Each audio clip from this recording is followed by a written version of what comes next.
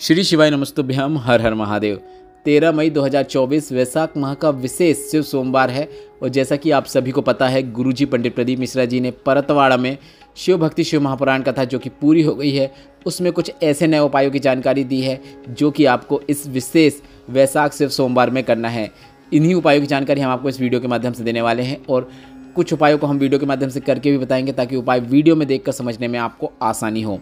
इस वीडियो में हम आपको 5 बेलपत्र वाला कामना पूर्ति, मनोकामना पूर्ति, कमल पुष्प वाला उपाय बताने वाले हैं। साथ ही द्विजेश्वर महादेव वाला उपाय कैसे करना है वह भी हम आपको वीडियो के माध्यम से करके बताएंगे। इसके साथ ही 7 पत्तियों वाला विशेष मनोकामना पूर्ति उपाय जिससे आप अपनी किसी भी कामना को पूरी कर सकते हैं। इसके साथ ही वैशाख सोमवार का एक विशेष उपाय जिसे आपको इस वैशाख सोमवार में करना है। और इसके साथ ही आपको गुरुजी का बताया बिल्कुल नया वैशाख का संतान प्राप्ति उपाय की जानकारी भी इस वीडियो के माध्यम से प्राप्त होने वाली है।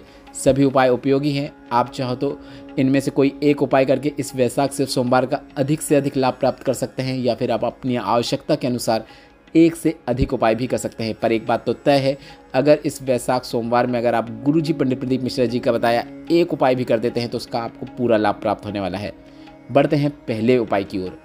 इसी शिव भक्ति शिव महापुराण कथा के पहले दिन की कथा में गुरुजी पंडित प्रदीप मिश्रा जी ने बिल्कुल नए उपाय की जानकारी देते हुए हमको बताया कि त्वचा संबंधित समस्या होने पर, या फिर आपके त्वचा संबंधित किसी भी प्रकार की बीमारी चल रही है, या फिर ऐसी समस्या जिसके कारण आपको त्वचा रोग बना हुआ है, तो आपको 11 या 21 सोमवार आपको एक विशेष उपाय करना है। यह उपाय गुरुजी ने सोमवार के दिन करने को कहा है और अब वैशाख सोमवार से अच्छा कोई दिन नहीं हो सकता, तो आप इस सोमवार के उपाय की शुरुआत इस सोमवार से मतलब 13 मई से कर सकते हैं। 21 सोमवार या 11 सोमवार गुरुजी ने करने को कहा है। आप 11 सोमवार का भी संकल्प ले सकते हैं।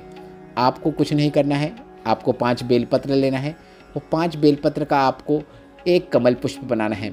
अब कमल पुष्प कैसे बनाएंगे? बेलपत्र के नीचे जो डंडी होती है, सभी डंडियों को आपस में मिलाते हुए 5 बेलपत्र की ऐसे जोड़ दें कि एक कमल की आकृति बन जाए।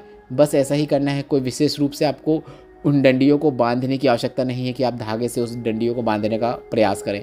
बस आपको ऐसे जोड़ना है और अपने हथेली में कमल पुष्प को रखना है। और इस कमल पुष्प को लेकर आपको भोलेनाथ के मंदिर में जो शिवलिंग होती है, उस शिवलिंग में जो माता अशोक सुंदरी का स्थान होता है, उस स्थान पर आपको इस कमल पुष्प का स्पर्श कराना है।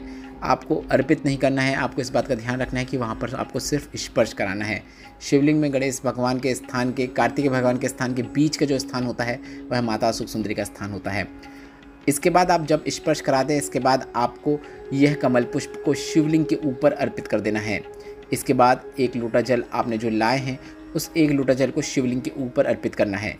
पर जल अर्पित करने से पहले आपको एक खाली पात्र को शिवलिंग के नीचे, जहाँ से जल नीचे गिरता है जलाधारी के पास, वहाँ पर भी रख देना है। इसके बाद आपको एक कलश से जल शिवलिंग पर अर्पित करना शुरू करना है।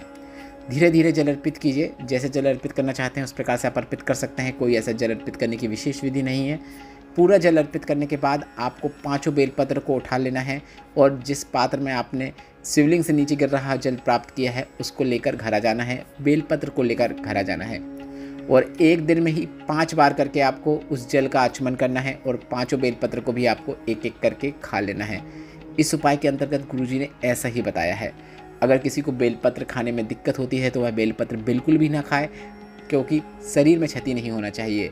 और अगर आपको बेलपत्र सुखा के खाने में दिक्कत नहीं है तो आप सुखा के भी खा सकते हैं, क्योंकि गुरुजी ने कई कथाओं में बताया है कि आप बेलपत्र यदि क्षार पैदा कर रही है तो आप बेलपत्र को सुखा लें, उसके बाद उसको आप खा सकते हैं।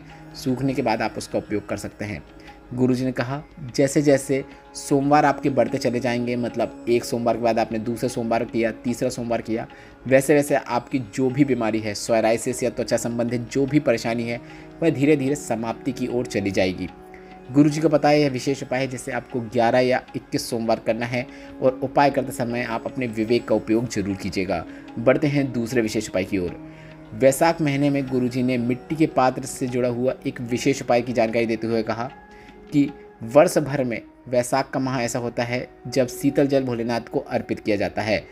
अगर किसी को संतान नहीं हो रहा है, 30 साल हो गए हैं या फिर 30 साल के ऊपर हो गए हैं, तो आपको संतान प्राप्ति के लिए वैशाख के महीने में एक विशेष उपाय करना है। आपको बेलपत्र के वृक्ष के नीचे एक पीपल के पत्ते को रखना है। पीपल का पत्ता लेना है और आपको बेलपत्र के वृक्ष के नीचे जड़ के पास लाकर उस पीपल के पत्ते को रखना है और पिपलेश्वर महादेव का नाम स्मरण करते हुए एक कलश का जल जो आपने अपने घर में मटके से लाए हैं, मतलब मिट्टी के पात्र से लाए हैं, उस एक कलश जल का 7 बार में उस बेलपत्र के ऊपर अर्पित कर देना है। मतलब इस प्रकार से अर्पित करें कि आप एक बार अर्पित करें, थोड़ा सा 1-2 सेकंड रोकें, फिर उसके बाद दूसरी बार अर्पित करें। ऐसा करके आपको 7 बार उस पीपल के पत्ते में अर्पित करना है जो आपने बेलपत्र के वृक्ष के नीचे रखा है। और अर्पित करते समय आपको पिपलेश्वर महादेव का नाम स्मरण करना है और उस पीपल के पत्ते को आपको उठाकर घर ले आना है। मतलब जब आप जल अर्पित कर दें तो उसको उठाकर घर ले आना है और इसके बाद इसे आपको रात्रि के समय दूध में उबाल लेना है।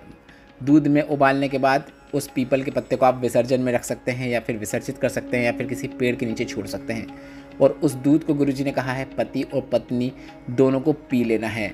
गुरुजी ने कहा वैशाख के महीने में 3 से 4 बार आप यह उपाय करके देखिएगा, आपको लाभ जरूर देखने को मिलेगा। गुरुजी का बताया यह विशेष उपाय आपको 3 से 4 बार वैशाख माह में करना है और वैशाख माह में सिर्फ 9 से 10 दिन ही शेष हैं, तो आप किसी भी 4 दिन या फिर 3 दिन यह विशेष उपाय अवश्य कीजिएगा। सिर्फ रविवार का दिन छोड़कर आपको यह उपाय करना है, इस बात का आपको ध्यान देना है। 3 से 4 दिन आपको लगातार भी करने की आवश्यकता नहीं है, आप 1-1, 2-2 दिन का अंतराल भी ले सकते हैं। गुरुजी का बताया यह विशेष उपाय करते समय भी आपको अपने विवेक का उपयोग करना है और गुरुजी ने कैसा बताया है उसका आपको विशेष रूप से ध्यान रखना है। हमने आपको वैसा ही बताया है जैसा गुरुजी ने आपको यह उपाय करने को कहा है। बढ़ते हैं तीसरे विशेष उपाय की ओर। अब वैशाख के महीने में गुरुजी ने पिछले वर्ष की वैशाख शिवरात्रि शिव महापुराण कथा में सभी से शीतल जल को शिवलिंग पे अर्पित करने को कहा था, पर इसके साथ ही गुरुजी ने एक विशेष उपाय बताया था जिसमें आपको बेलपत्र को अपने जल कलश के अंदर डालना होता है। यह एक काफ़ी अच्छा मनोकामना पूर्ति उपाय है जिसे आपको इस वैशाख शिव सोमवार की विशेष तिथि में अवश्य करना है।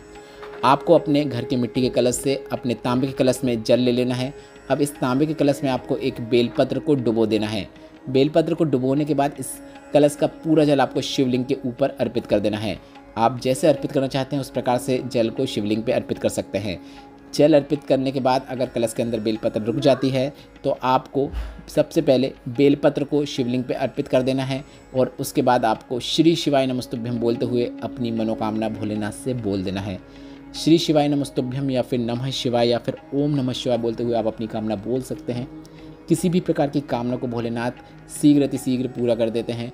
इस वैशाख सोमवार में विशेष तरीके से शीतल जल भोलेनाथ की शिवलिंग पे अर्पित करने से गुरुजी का ये विशेष उपाय सभी करते हैं, हम भी करते हैं, आप भी अवश्य कीजिएगा। बढ़ते हैं वैशाख सोमवार के अगले विशेष उपाय की ओर। जीवन में बहुत कष्ट चल रहा है, दुख चल रहा है, तकलीफ चल रही है, विपत्तियां चल रही हैं, जीवन में कुछ भी अच्छा नहीं हो रहा है, तो गुरुजी ने एक ऐसा उपाय बताया है जिसे 7 दिनों तक लगातार करने पे आपकी जो भी विपत्ति है, समस्या है, परेशानी है, वह आपसे दूर होना शुरू हो जाती है और आपको अपने कार्यों में भी सफलता मिलना शुरू हो जाती है।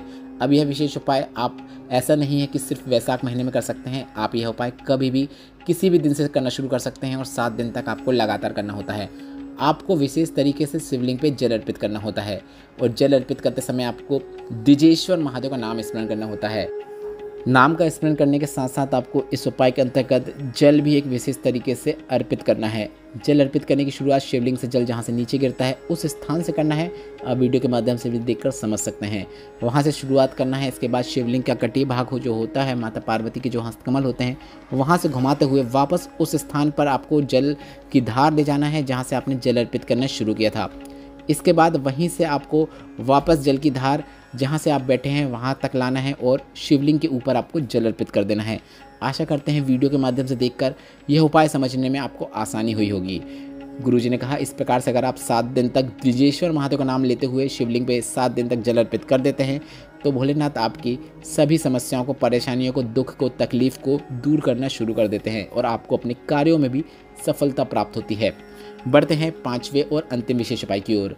विशेष मनोकामना पूर्ति उपाय जो कि गुरुजी ने इस शिव महापुराण कथा में बताया है वह है हिडम्बेश्वर महादेव से जुड़ा हुआ। गुरुजी ने हिडम्बा की कहानी सुनाते हुए एक विशेष उपाय की जानकारी दी थी। गुरुजी ने कहा था भोलेनाथ को प्रसन्न करने के लिए हिडिम्बा ने एक नियम बनाया था कि वह रोज 7 वृक्षों की पत्तियां शिवलिंग पे अर्पित करती थी, जिससे प्रसन्न होकर भोलेनाथ ने उसे आशीर्वाद प्रदान किया था।